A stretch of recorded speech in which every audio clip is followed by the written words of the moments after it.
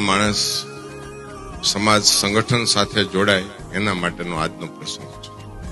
ગામડેથી શહેર સુધી, શહેરથી વિદેશ સુધી જ્યાં જ્યાં ભાઈઓ વસવાટ કરે છે એને કાયમ આજ સુધી 3 નિષ્ઠાથી આપણે જીવતા આવ્યા છે.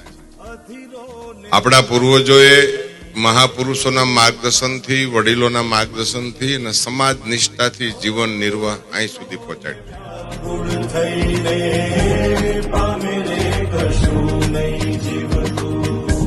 જાલીને